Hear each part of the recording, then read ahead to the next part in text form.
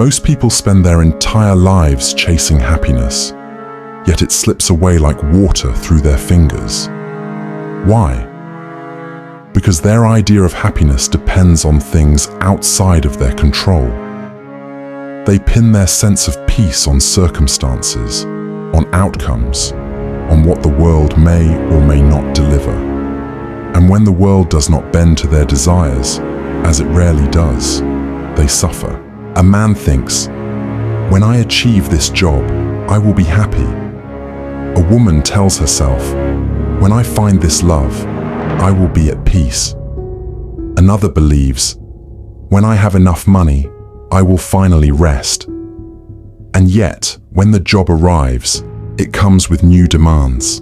When love is found, it carries insecurity, expectation, and fear of loss. When wealth appears, it multiplies desire rather than extinguishes it. Happiness forever recedes because it has been tied to things that lie outside the sphere of our true command. Marcus Aurelius, writing in the solitude of his tent as Emperor of Rome, understood this with piercing clarity. You have power over your mind, not outside events. Realize this, and you will find strength. This is a truth too often forgotten. We are not disturbed by events, but by the judgments we place upon them. The storm itself is not cruel, nor the failure humiliating, nor the rejection unbearable. These are labels we attach, and once attached, they enslave us. As Seneca said, we suffer more often in imagination than in reality. Think of the sleepless night before an interview, the dread before a difficult conversation, the endless worry over what might happen. Our minds weave catastrophes that rarely materialize, and even if they do, the suffering of anticipation has already made us live through the pain twice. So why are most people unhappy? Because they confuse control with possession. They seek to bend fortune, to command outcomes, to dictate the will of others. They say to life, "Give me what I desire, and then I will be at peace." But peace on such terms is never peace. It is hostage-taking, a fragile bargain with forces beyond us. The wiser perspective points us elsewhere. It says, happiness is not found in the obedience of the world to your wishes, but in the obedience of your mind to reason. Epictetus, once a slave, understood freedom better than most emperors. Don't seek for things to happen the way you want them to. Rather, wish that what happens the way it happens. Then you will be happy. This is not resignation. It is alignment. To resist what is beyond us is to fight the ocean with bare hands. To accept it is to learn to sail. Consider this. You cannot control whether the sun will rise tomorrow, whether fortune will favor your efforts, whether others will praise or blame you. But you can control whether you rise with dignity, whether you act with virtue, whether you choose bitterness or calm in the face of disappointment. The unhappy man says, "Life did not give me what I wanted." The wise reply is, "Life gave me what it gave me. What I make of it, that is mine." Most people are unhappy because they have inverted the order of control. They place their hopes in externals and neglect the only kingdom they truly rule, the self.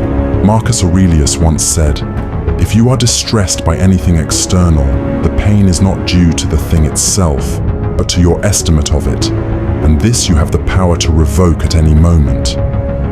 This is where the depth lies.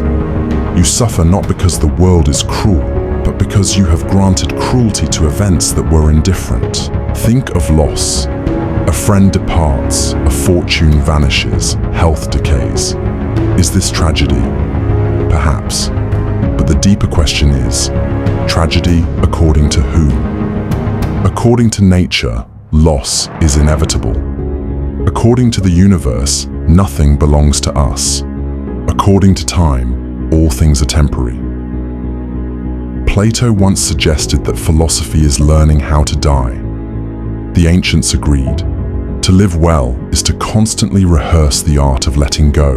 For in letting go of what we cannot control, we paradoxically discover the deepest form of freedom. Why then are most people unhappy? Because they cling to what is borrowed, mistaking it for their own. They grasp at the body, which will one day wither. They cling to possessions, which time will scatter. They cling to reputation, which others may tarnish with a word. But the wise withdraw their grasp and instead root themselves in virtue, the only good that cannot be stolen. Once Seneca said, "The happy life is to live in accordance with your nature." And what is our nature? Not to dominate the world, but to live in harmony with it. Not to possess endlessly, but to act rightly in the face of what is given. We imagine happiness as a rival. The truth is, it is practice. Happiness is not the crown at the end of achievement. It is the steady peace of knowing that your worth does not depend on fortune. To live this way requires vigilance. Marcus Aurelius did not write meditations for others. He wrote them for himself, to remind his wandering mind of what matters. In the stillness of the night, he whispered to himself, "Choose not to be harmed, and you won't feel harmed. Don't feel harmed, and you haven't been." And here lies the depth. Happiness is not granted, it is chosen. Not once, but continually. The unhappy life is one of constant bargaining. If only this, then I will be at peace. The wiser life is one of immediacy. Here and now, in this very breath, I choose peace by governing myself. Nietzsche declared, "He who has a why to live can bear almost any how." The ancient lesson adds, "He who understands what is his to control can endure all else." So the question is not whether life will be kind. It will not. The question is whether you will demand from life what it cannot give, or whether you will accept the gift it always offers, the freedom to rule yourself.